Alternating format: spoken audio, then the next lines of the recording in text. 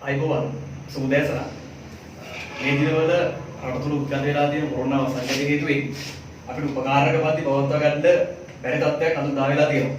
නමුත් 2020 වසරේදී එළඹෙන සාමාන්‍ය පෙළ විභාගයේ පෙනී සිටින දරුවන් වෙනුවෙන් විෂය නිර්දේශ අදාළ සියලුම පාඩම් ටික Zoom app එක හරහා ඔයාලට අපිත් එක්ක ඉගෙන ගන්න පුළුවන්. ඉතින් අද මම ඉස්සරළම කතා කරන්න පාදක කරගන්නවා ඔයාගේ 11 ශ්‍රේණියේ තුන්වෙනි වාරයේ පාඩමක් වන වෘත්ත චතුරස්‍ර කියන මාතෘකාව. මේ මාතෘකාව අපි පැහැදිලි කරගත්තොත් අපි දන්නවා සාමාන්‍ය පෙළ ප්‍රශ්න පත්‍රය ගත්තම සාමාන්‍ය පෙළ ප්‍රශ්න පත්‍රයේ ලකුණු 10ක ප්‍රශ්නයක් ජ්‍යාමිතියෙන් අනිවාර්යයෙන්ම විභාගෙදී අහනවා. එතකොට ඒ අහන මාතෘකාව වෘත්ත චතුරස්‍ර වුණා. ඒ වෘත්ත චතුරස්‍ර කියන මාතෘකාවට අපි සාර්ථකව මුහුණ දෙන්නේ කොහොමද කියන එක තමයි අද අපි මේ කතා කරන වීඩියෝ එකේදී මම කතා කරන්න බලාපොරොත්තු වෙන්නේ. හරි. ඉස්සෙල්ලා මම කතා කරන්නම් මෙන්න මේ වෘත්ත චතුරස්‍ර කියන වචනය. වෘත්ත චතුරස්‍ර. වෘත්තයක් කියපුවම අපි දන්නවා අපිට වෘත්තයක් කියපු ගමන් සිහියට එනවා කවගට්ටක් ඇදලා අදින වෘත්තය. එහෙම නැත්නම් කාසියක් තියලා අදින වෘත්තය. එහෙම නැත්නම් මොකක් හරි වෘත්තාකාර එළදලයක් පාවිච්චි කරලා අපි අදින වෘත්තයක් අපිට වෘත්ත කියද්දි මතක් වෙනවා. චතුරස්‍ර කියද්දිත් අපිට මතක් වෙනවා සලරේඛීය පාද හතරක් තියෙන සම්මුත තලතුඹේ තමයි චතුරස්‍රයක් කියලා කියන්නේ. එහෙනම් දැන් අපි තේරුම් ගන්න ඕනේ මොකද්ද මේ වෘත්ත චතුරස්‍රයක් කියන්නේ. එහෙනම් වෘත්ත චතුරස්‍රයක් කියන එක මම මෙන්න මේ විදිහට පැහැදිලි කරා.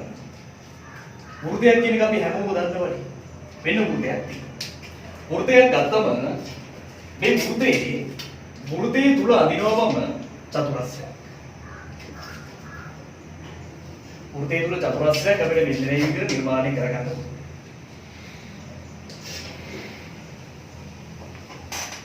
මෙන්න රූප සරහන තියෙනවා. දැන් මෙන්න මේ රූප සරහන නිරීක්ෂණය කරද්දී මම මෙයාට නමක් දුන්නොත් එහෙම ABCD කියනවා.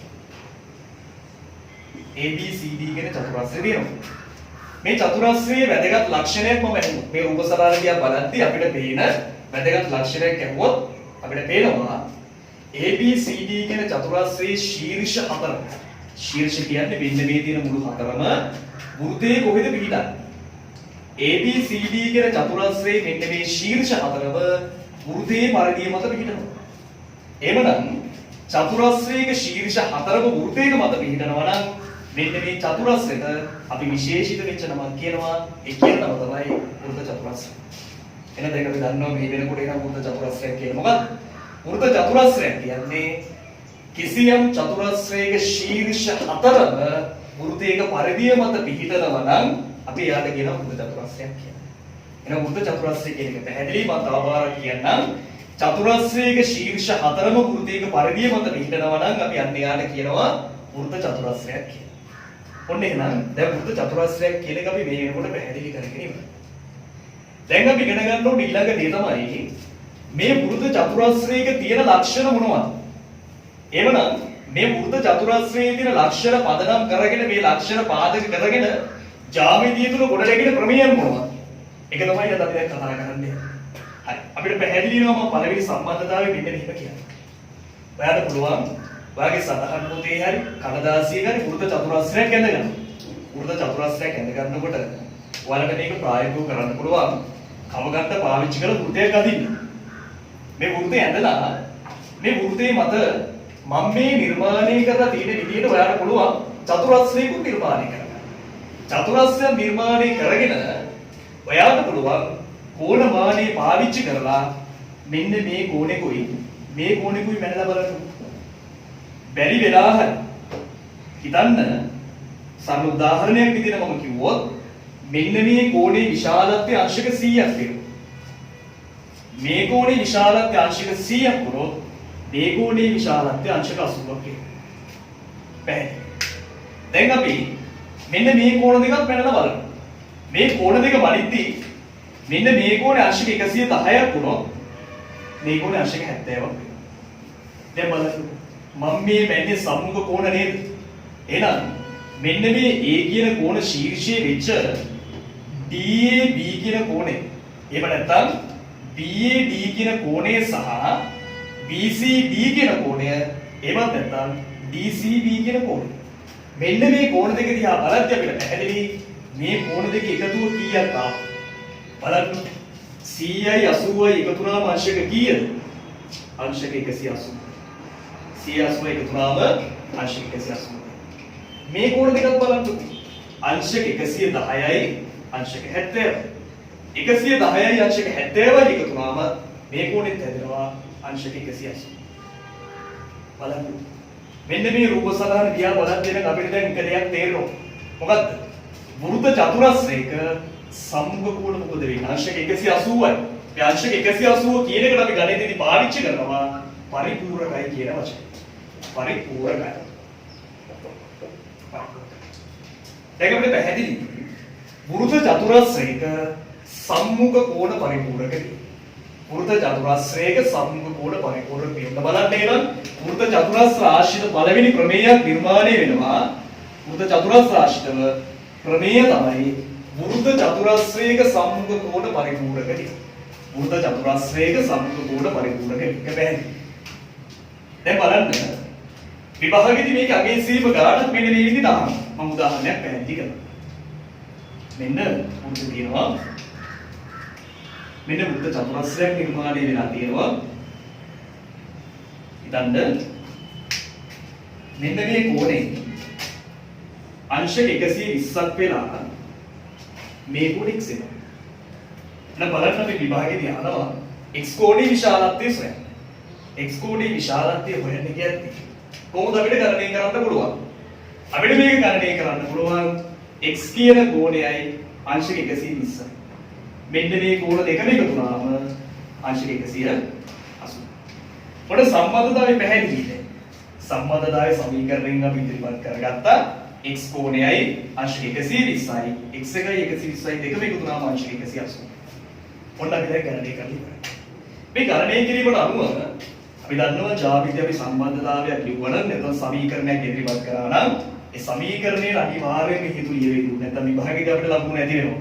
අපි ලියනවා සම්බන්ධතාවයේ x එකතු කිරීම අංශක 120 සමානයි 180ක් කියන්නේ වෘත්ත චතුරස්‍රයක සම්මුඛ කෝණ. හේතු ලියනවා වෘත්ත චතුරස්‍රයක සම්මුඛ කෝණ. වෘත්ත චතුරස්‍රයක සම්මුඛ කෝණ. මෙන්න අපි සම්බන්ධතාවය ලියනවා. දැන් සමීකරණය ගොඩ නැගුණාට පස්සේ අපිට පුළුවන් මේ සමීකරණය සුළු කරගන්න x සමානයි අංශක 180 ඉන්නවා ධන 120 සමාන වුණේ එහා පැත්තට වෙනවා ඍණාංශක 120ක් එනවා. x සමානයි 180 න් 120ක් අඩු වුණාම අංශක එකක් එනවා. ඔන්න බලන්න අපි දැන් x කියන කෝණේ විශාලත්වය ගණනය කරගත්තා. x වල දෙනවා අංශක 60. මම තව උදාහරණයක් පැහැදිලි කරනවා. මේ බලන්න මෙන්න මේ විදිහට මෙන්න තවත් වෘත්ත චතුරස්‍රයක් තියෙනවා. මේ වෘත්ත චතුරස්‍රේ බලන්න වෘත්ත චතුරස්‍රය නිර්මාණය කරනවා. මේ වෘත්ත චතුරස්‍රය ගත්තම මෙන්න මේ කෝණේ අංශක 110ක් වෙලා මෙයා x වෙලා. මේ කෝණේ අංශක 65ක් වෙලා මේ කෝණේ y වෙලා. අපි ගහනවා x කියන කෝණේ විශාලත්වය සහ y කියන කෝණේ විශාලත්වය. ඔන්න බලන්න x කෝණේ විශාලත්වයයි y කියන කෝණේ විශාලත්වය අපි ගණනය කරනවා. මම සමීකරණ දෙක ගොඩනගන්නම්. ඉස්සරලම මේක අඳුරගන්න එක සම්මුඛ කෝණය ඉවරයි. x එකයි 110යි ගන්නත් පුළුවන්. එහෙම නැත්නම් 65යි y එකයි ගන්නත් පුළුවන්. මම කැමති කෝණ ඉවරයක් ඉස්සරලම තෝරගන්න. මම මේක ඉස්සරලම පැහැදිලි කරන්න ඕන නිසා මම ගන්නම් අංශක 110 සහ x කියන කෝණ. 110යි x එක. මේ කෝණ දෙකම එකතු වුණාම අංශක 180ක් එනවා. මේකටත් අපි හේතු ලියන්න ඕනේ. ඔබ ලියනවා වෘත්ත චතුරස්‍රයක සම්මුඛ කෝණ. වෘත්ත චතුරස්‍රයක සම්මුඛ කෝණ. ඒක කෙටි කරලා ලියුවා කියලා ගැටලුවක් නැහැ. නමුත් පැහැදිලිව හේතු දක්වන එක තමයි වැදගත්.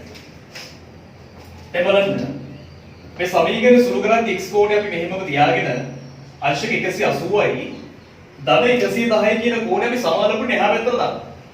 ධන 110 සමාන කරගෙන මේ පැත්තට ගේනකොට ඍණාංශක 110ක් වෙනවා. x සමානයි 180න් 110ක් අඩු කරන් උත්තර එනවා අංශක 70. ඔන්න බලන්න දෙන්න අපි x කියන කෝණේ විශාලත්වය මේ වෙනකොට ගණනය කරා x සමානයි අංශක 70. වෙනද උත්තරය අරගෙන තියෙනවා.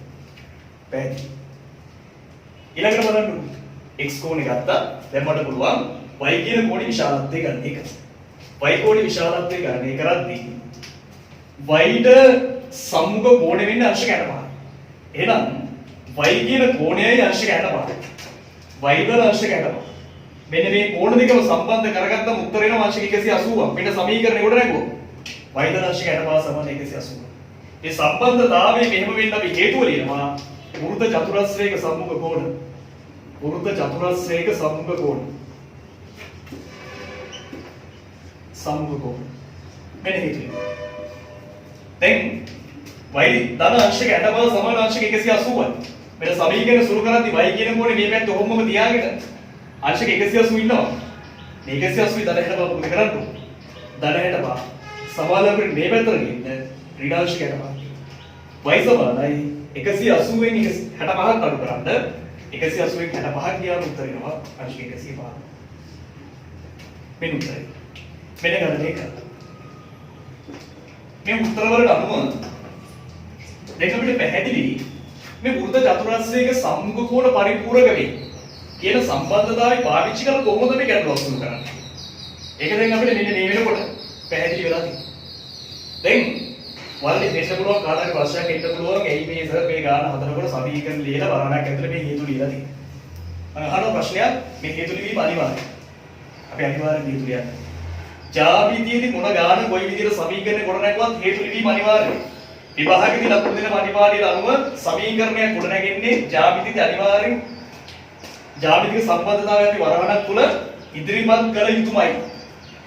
හරි. හොඳයි. දැන් අපිට පැහැදිලි වෙලා තියෙනවා වෘත්ත චතුරස්‍රයක සම්මුඛ කෝණ පරිපූර්ණ වේ. ක්‍රමයේ පැහැදිලි. ප්‍රමේයත් එක්ක ගැටලු විසඳන්න ආවොත් මෙන්න මේ විදිහට පාවිච්චි කරලා අපිට ගැටලුවක් සුළු කරගන්න පුළුවන්. හරි. මම දැන් VG අක්ෂර විතරක් සම්බන්ධ වෙන කෝණයක් වෘත්ත චතුරස්‍රයක සම්මුඛ කෝණයක් පැහැදිලි කරලා දෙන්න. මේ විදිහට මෙන්න මේ විදිහ ගානක් අපෙන් අහනවා. විභාග ප්‍රශ්න පත්‍රය අපෙන් අහනවා. මෙන්න වෘත්ත චතුරස්‍රයක් මම නිර්මාණය කරනවා වෘත්තයක් දා. මෙන්න චතුරස්‍රය. මේ චතුරස්‍රය හිතන්න මේ කෝණේ 2x වෙනවා මේ කෝණේ 3x වෙනවා. අන්න උදාහරණයක් පැහැදිලි කරන්න.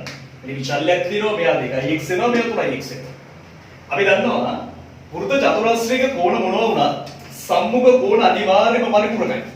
සම්මුඛ කෝණ අනිවාර්යයෙන්ම පරිපූර්ණයි කියන්නේ මට සමීකරණයක් ගොඩනගන්න පුළුවන් 2x කියන කෝණයේ ධන 3x කෝණය සමානයි අංශක 180. මේකටත් මම හේතු පැහැදිලිව දක්වනවා වෘත්ත චතුරස්‍රයක සම්මුඛ කෝණ. වෘත්ත චතුරස්‍රයේ සම්මුඛ මෙන්න සමීකරණ කොට නැහැ. දැන් අපිට සුළු කරන්න පුළුවන්. මේ බලන්න වර්ගජාත පද සුළු කරන්න තියෙන්නේ. BG පද. 2x වල 3x එකතු කරා. 2x 3x එකතු කරාම උත්තර එනවා 5x. 5x සමානයි අංශක 180. මෙන්න සමීකරණ කොට නැගිවන්නේ. දැන් අපිට පුළුවන් 5x සමාන 180ක් නම් අපි x හොයන්න ඕනේ. x වලට තනි වෙන දෙන්නේ නැත්තේ 5. ගුණ කිරීමේ 5යි කරන්න බෙදීමේ 5ක් දාන්න. සමානකට එහා පැත්තට බෙදීමේ 5ක් දාන්න. මේ පාර ගැවෙනවා x සමානයි අංශක 180 බෙදෙනවා 5. 180 5න් බෙදුණා උත්තර එනවා අංශක 36. මෙන්න උත්තරය අරගෙන ඉන්න. x වලට අවශ්‍ය 36. මෙන්න x කරගෙන ඉන්න. හරි. දැන් අපිට පැහැදිලි සංඛ්‍යා තිබුණත් එක බීජාක්ෂරයක් තිබ්බත් සම්මුඛ කෝණ දෙකටම බීජාක්ෂර තිබුණත් මොනවා තිබුණත් අපිට පුළුවන් ගණනය කරන්න අපි හේතු කරගත්තේ වෘත්ත චතුරස්‍රයක සම්මුඛ කෝණ පරිපූර්ණ වෙනවා. උඩ වෙනයි ගණනය කිරීම කරනවා. දැන් අපිට මෙහෙම දෙයක් කියනවා. දැන් අපි කියනවා වෘත්ත චතුරස්‍රයක සම්මුඛ කෝණ පරිපූර්ණ වෙනවා. කරුණ අපෙන් අහනවා කොහොමද වෘත්ත චතුරස්‍රයක සම්මුඛ කෝණ පරිපූර්ණ වෙන්නේ කියලා. මොකක්ද අපි දෙන උත්තරේ? අපි කියනවා කෝණ මානයක් කරන්නේ බැලලා බලන්න. එතකොට මේ කෝණ දෙකේ වාර්ෂික 180ක් වෙනවා කියන්නේ. හරි පැහැදිලි. උත්තරේ හරිය අපිට ගණනය කරන්න පුළුවන්. නමුත් අපි ජ්‍යාමිතියට අනුව අපි ඔප්පු කරලා වෙන්නන්න ඕනේ වෘත්ත චතුරස්‍රයක සම්මුඛ කෝණ පරිපූර්ණ වෙනවා කියන්නේ. දැන් බලන්න අපි දැන් කතා කරමු කොහොමද මේ වෘත්ත චතුරස්‍රයක සම්මුඛ කෝණ පරිපූර්ණ වුනේ කියලා. බලන්න ගණනය කිරීම. හරි. ඔයාලට පුළුවන් මාතෘකාවකට එන්න ප්‍රමේය විධිමත්ව සාධනය කිරීම. බලන්න කොහොමද දැන් ප්‍රමේය විධිමත් සාධනය කරන්න යන්නේ. අපි දන්නවා O level ප්‍රශ්න පත්‍රය ගත්තා. O level ප්‍රශ්න පත්‍රයේ අනිවාර්යයෙන්ම ප්‍රමේයක් විධිමත් සාධනය කරලා වෙන්නන්නේ කියන එනවනේ. එතකොට හිතන්න බැරි වෙලා හරි අපිට මේ අවුරුද්දේ අහනවා වෘත්ත චතුරස්‍රයක සම්මුඛ කෝණ පරිපූර්ණක වේ. මේ වෘත්ත චතුරස්‍රයක සම්මුඛ කෝණ පරිපූර්ණක වේ කියන ප්‍රමේය විධිමත් සාධනය කරලා වෙන්නන්නේ. එහෙනම් බලන්න අපි මෙන්න මේවයි මේක සාධනය කරන්නේ. ඒ වගේ කවුරු හරි අහුවොත් කොහොමද වෘත්ත චතුරස්‍රයක සම්මුඛ කෝණ පරිපූර්ණක වෙන්නේ කියලා. වෘත්ත චතුරස්‍රයක සම්මුඛ කෝණ පරිපූර්ණක වෙන්නේ මෙන්න මෙහෙමයි කියලා හදලා වෙන්නත් පුළුවන්. හරි බලන්න. අපි මෙන්න මෙහෙම කරනවා. වෘත්ත චතුරස්‍රයක සම්මුඛ කෝණ පරිපූර්ණක වේ කියද්දී මම එද ගන්නවා විසර රූප සටහන. වෙන වෘත්ත කියනවා. මම වෘත්ත චතුරස්‍රය නිර්මාණය කරගන්නවා.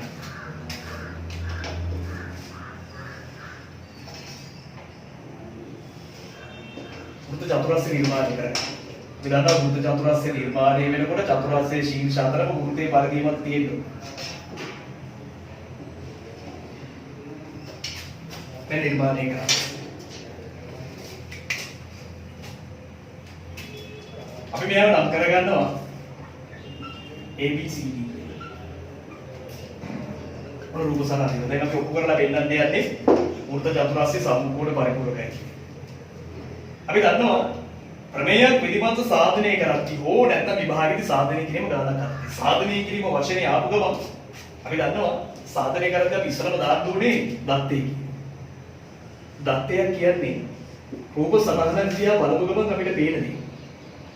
දත්තේ රූප සටහන දිහා බලපුවා පේන දේ. දැන් මෙන්න මේ රූප සටහන දිහා බලද්දී මොනවද අපිට පේන්නේ? මොනවද අපිට පේන්නේ? හිතන්න බලන්න. අපිට පේනවා වෘතයක් තියෙනවා වෘතය ඇතුලේ චතුරස්‍රයක් තියෙනවා. අපිට මෙන්න මේක මෙහෙම කියන්න පුළුවන් දත්තේ කියන එක. අපි කියමු මෙන්න මේ. මම මේකේ කේන්ද්‍රය දාගන්නම් O කියලා. ඉස්සලම හැඩතලේ නම් කරගත්තොත් O කේන්ද්‍රයේ වෙලා තියෙන වෘතේ. බලන්න මම දත්තේ කියනවා. O කේන්ද්‍රය වූ වෘතේ O කේන්ද්‍රය වූ වෘතේ O කේන්ද්‍රය වූ වෘතේ කියන්න පුළුවන් ABCD වෘත්ත චතුරස්‍රය. ABCD වෘත්ත චතුරස්‍රය. ABCD වෘත්ත චතුරස්‍රය. මෙන්න අපි දත්තේ ඉවරයි. දත්තේ කියන උපසරණිය බැලුවම පේනවා O කේන්ද්‍රය වෙලා තියෙන වෘතයක් තියෙනවා. මේ වෘතේ ABCD කියන වෘත්ත චතුරස්‍රය. මෙන්න දැන් අපි දත්තේ ඉදිරිපත් කරලා ඉවරයි. හරි. දත්තේට පස්සේ අපි දන්නවා ඊළඟ පියවරේදී අපි ලියන්න ඕනේ සාධනය කළ යුක්ත. සාධනය කළ යුක්ත කියන්නේ අපි සාධනය කළ යුක්ත කරන්නේ. මේ ප්‍රමේයයට අනුව අපි සාධනය කළ යුක්ත කරන්නේ මොකද්ද? මෙන්න මේ කෝණයයි මේ කෝණය.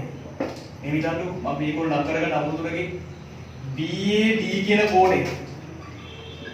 BAD කියන කෝණය ධන BAD කියන කෝණයයි මේ කෝණය ගත්තම BCD කියන කෝණය. BCD කෝණය. BAD කෝණයයි BCD කෝණයයි කෝණ දෙක එකතු වුණාම අංශක 180ක් කියලා තමයි වෙන්නන්න ඕනේ. ඒ වගේම තමයි මේකත් මේ පැත්තට මේ බලන්න. ABC කියන කෝණය. ABC කියන කෝණය නේද? මේ කෝණය ගත්තොත් මේ පැත්තට ADC. ADC කියන කෝණය. මේ කෝණ දෙක එකතු වුණොත් අංශක 180යි කියලා. මේව තමයි වෙන්නේ නැහැ බව. මොනවද සාධනය කළ යුත්තත් හරි. සාධනය කළ යුත්තත් ලියුවා අත්‍යන්ත බැලුවෝ කේන්ද්‍රයේ වෙලා තියෙන වෘත්තේ ABCD වෘත්ත චතුරස්‍රයේ සාධනය කළ යුත්තත් අපි දැන් ලියලා ඉවරයි. දැන් මේ ප්‍රමේය සාධනය කරනකොට අපි බලන්න ඕනේ දැන් මේකේ දීලා තියෙන කරුණු අපිට ප්‍රමාණවත්ද කියලා. දැන් මේක අපි බලනකොට මේ ගානට අනුවට මේ ප්‍රමේය විධිමත් සාධනය කරලා ගෙන්නන්න අපිට දීලා තියෙන කරුණු ප්‍රමාණවත් නැහැ. අපි දන්නවා කරුණු ප්‍රමාණවත් නැත්තම් මොකක්ද අපි කරන්නේ? අපි දන්නවා සාධනය කිරීමේදී කරුණු ප්‍රමාණවත් නැත්තම් අපි කරනවා නිර්මාණය.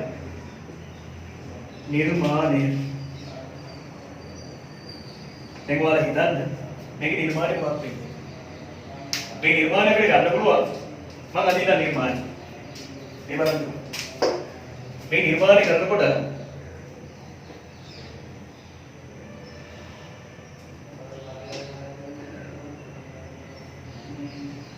මම නිර්මාණය විදියට කරේ DO සහ BO යා කරා. අපිට අපිට පැහැදිලි දැන් DO සහ BO කියන්නේ වෘත්තය අරයක්. DO කියන්නේ වෘත්තය අරයක්, BO කියන්නේ වෘත්තය අරයක්. ඒතකොට වෘත්තය අරයන් දෙකෙන් සමානයි. අනිත් දේ තමයි ජ්‍යාමිති නිර්මාණය කරුණේ කොයි වෙලාවකවත් අනිරකින් තියන්න බෑ. ඒ නිසා මේක කඩිරි කරන්න. මෙන්න මම කඩිරි වලට ගත්තා. ඔන්න දැන් නිර්මාණය අපි කරලා තියෙනවා. මේ කරපු නිර්මාණය මම ලියනවා DO සහ BO අරයන් නෙමෙයි. DO සහ BO අරයන් ඇතිව වෙන අපි වැඩි කරා DO සහ BO අරයන් උනර නිර්මාණය කරනවා. දැන් අපි පොඩි දෙයක් කරන්න ඕනේ. ඒ දේ තමයි සාධනය කිරීම කරන මේ ලොකු අකුරු ටික තියෙන්නේ. BAD කෝණයයි BCD කෝණයයි. මම මේක කරනවා. මම මෙයාව පොඩ්ඩක් පහළින් ලියා ගන්න උඩින් ඉඳ ගන්න ඕන නිසා. මේ බලන්න මේක මම ආයෙ කියන පොඩ්ඩක් පහළින් ලියන්නම්. BAD කෝණේ ගත්තා. ඊට අපි ගමු ABD කෝණය. ABD කෝණේ දන ABD එකයි ABC. මෙන්න ABC කෝණය. සමාන අංශක 180. හරි. මම මේක කරනවා. මේ ලොකු අකුරු තියෙන දයින් වල දාගන්නවා පොඩි අකුරු. BAD කෝණේ උඩ දාන්නම් x කියලා. ධන BCD කියන කෝණේ උඩ දාන්න සිම්පල් π කියලා. සමාන 180. ABD කියන කෝණය සහ ADC කියන කෝණයට අකුරු දෙකක් දාගන්න පුළුවන්. මෙයාට දාන්න සිම්පල් m කියලා, මෙයාට දාන්න සිම්පල් n කියලා. ඒතර ABD වෙනුවට සිම්පල් m, ADC වෙනුවට සිම්පල් n සමානයි 180යි. එහෙනම් බලන්න මේ ගාන හදාගෙන යනකොට දැන් අපිට අරමුණක් එනවා. අරමුණු දෙකක් එනවා. බලන්න අරමුණු එකක් තමයි මොකක්ද?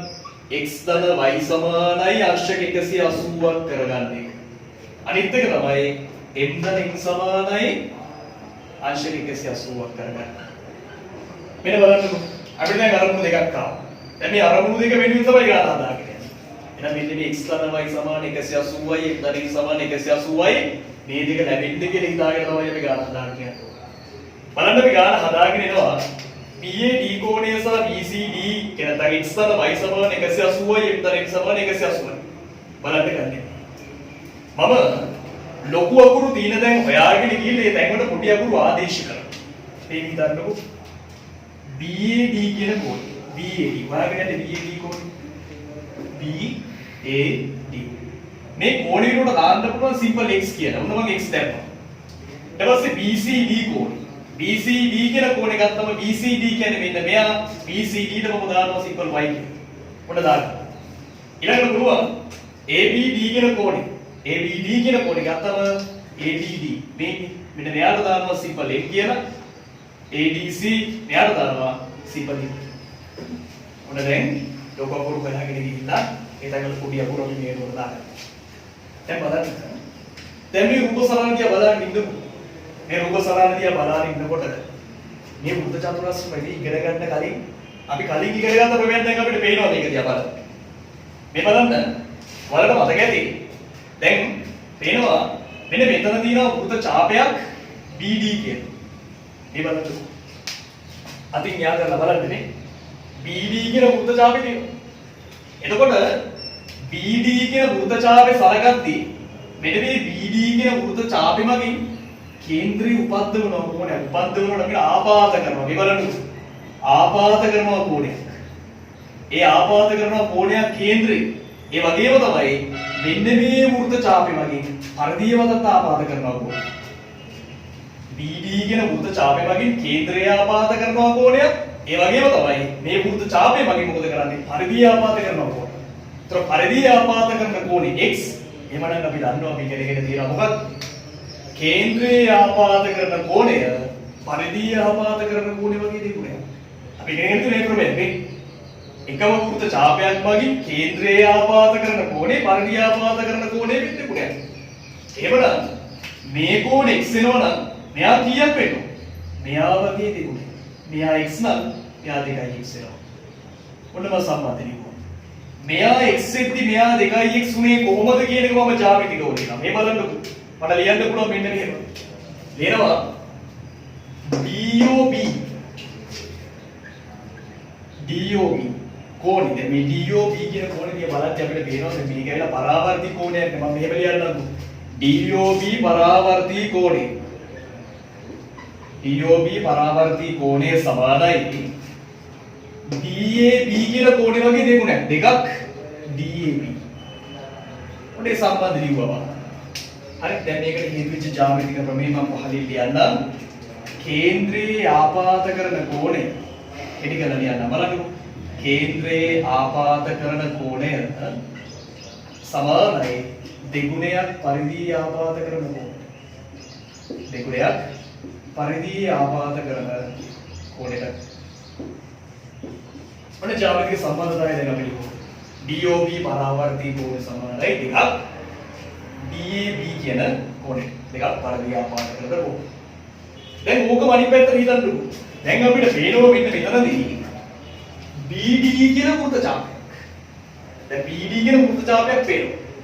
මේ BD කියන වෘත්ත ඡාපය දිහා බලනකොට BD කියන වෘත්ත ඡාපය මගින් කේන්ද්‍රයේ ආපාත කරන කෝණයක් මේ දිනේ. මෙන්න මෙයා. මේ වෘත්ත ඡාපය මගින් කේන්ද්‍රයේ ආපාත කරන කෝණය. ඒතකොට ඒ කෝණය ගත්තා මේ බලන්න.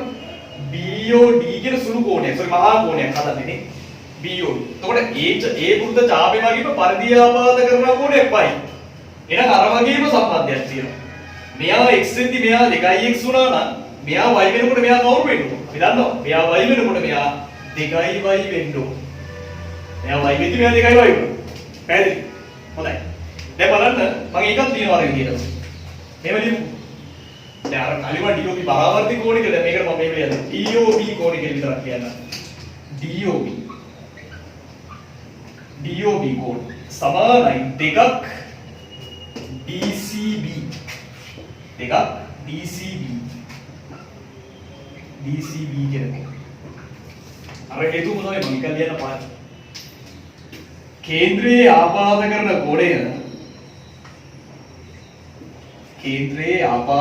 කෝණය සමානයි දෙගුණයක් පරිධිය ආපාත කරන දෙගුණයක් පරිධිය ආපාත කරන. හොඳ බලන්න අපි දැන් මේක සම්බන්ධ දාන්න. දැන් මේක දිහා බලද්දී අපිට තව දෙයක් පේනවා. මොකද පේන්නේ? දැන් මේක හිතන්න. O කියන කේන්ද්‍රය ගත්තම O කියන කේන්ද්‍රය නැත්නම් O කියන ලක්ෂ්‍ය වටේට පිහිටන කෝණ දෙකක්. ඒක තමයි 2y අනිත් එක තමයි 2y. 2x 2y 2y 1යි මේ දෙක තුනම ආංශික කීයද? ලක්ෂ්‍යයක් වටා පිහිටන කෝණ වල එකතු ආංශක 360යි. ඔන්න බලන්න මම තව සමීකරණයක් ගන්නවා කොහොමද? 2y ධන 2x 2y ධන 2x සමානයි ආංශක 360යි. 2x ධන 2y සමානයි ආංශක 360යි. ඔන්න බලන්න ගණනය කරා 2y ධන 2x සමාන ආංශක 360යි. මේ මෙන්න හේතු මත තියෙනවා ලක්ෂ්‍යයක් වටා පිහිටි කෝණ.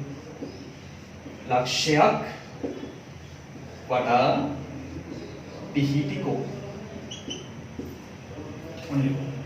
2x 2y එකතු කරන්න පුළුවන්. දැන් මෙයා y පදයක් නෑ x පදයක් තියෙන විජාතිය. නමුත් අපිට පුළුවන් සාධක ගන්න විදිහට 2y ධන 2x කියනකොට සාධකයේ විදිහට දෙක ගන්න පුළුවන්.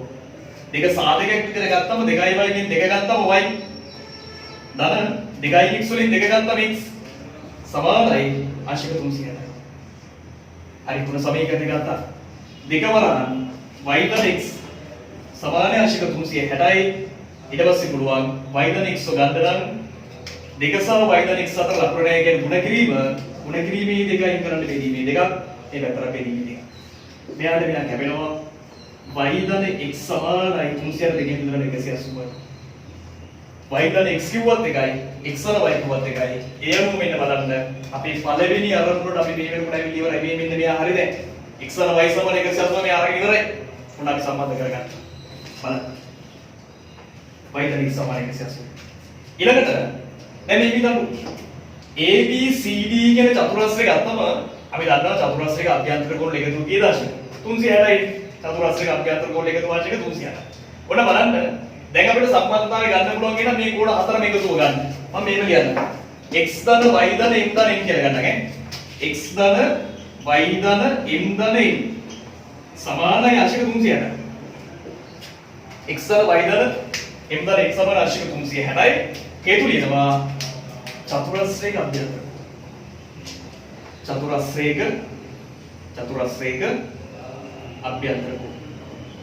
චතුරස්‍රයක අභ්‍යන්තර මොන බල චතුරස්‍රයක අභ්‍යන්තර දැන් x ධන y කියද්දි x සහ y සමාන අංශ 180. ඔයාලට ගණන් ගණනය කරන්නේ. මේ දෙන විදිහට අපිට ආදේශ කරන්න පුළුවන් අංශ 180. අංශ 180 තන m ධන n සමානයි අංශ 360. මොනවද? දැන් බලන්න මම උඩට ගන්න ගන්න. මේ හිතන්නකො m ධන n එක ඔහොමම තියාගෙන මේ පැත්තේ සමානයි මේ පැත්තේ අංශ 360 නේ. ධන 180 මේ පැත්තට දාන්න. දන්නවා ධන 180 මෙහෙට එනකොට ඍණාංශ 180ක් කරනවා. එහෙනම් බලන්න උත්තරේ m ධන n සමානයි 360න් 180ක් අඩු වුණාම අංශ 180යි. පොත උත්තරයක් ආවා m ධන n සමාන 180. බලන්න අපි දෙවෙනි අරමුණට අපි දැන් ඇවිත් ඉවරයි. දෙවෙනි සාධනය කිරීමත් කරා m ධන n එකත් අංශ 180 සමානයි. මේක තමයි වෘත්ත චතුරස්‍රයක සම්පූර්ණ කෝණ පරිපූර්ණ වේ කියන ප්‍රමේයේ විධිමත් සාධනය. ඉතින් වරින් කවුරු ඇහුවොත්තරේ විභාගයට අහන ප්‍රශ්නයක් වෘත්ත චතුරස්‍රයක සම්පූර්ණ පරිපූර්ණ වේ විධිමත් සාධනය කරන්න කියලා වෙන උත්තරේ. පැහැදිලි. රූප සලහනත් එක්ක ගාන විධිමත් සාධනය කරා දත්තේ සාධනික නිර්මාණය සහ සාධනය කියන පුරුසුත් එක්ක. එවනම් අද අපි කතා කරේ වෘත්ත චතුරස්‍රයක සම්පූර්ණ පරිපූර්ණ වේ කියන ප්‍රමේය කොහොමද විධිමත් සාධනය කරන්න නිසා කොහොමද විභාග ප්‍රශ්නකට අපි උත්තර දෙන්නේ. එහෙනම් අදට මේ කතා කරපු මාතෘකාවත් එක්ක අදට අපි සමුගන්නවා තවත් දවසක මේ වගේ ලස්සන පාඩමක් එක්ක තවත් අපි ආයෙත් ලස්සනට කරන්න හදන්න තව දවසක ආයෙත් හම්බ වෙමු. අයිබෝන්.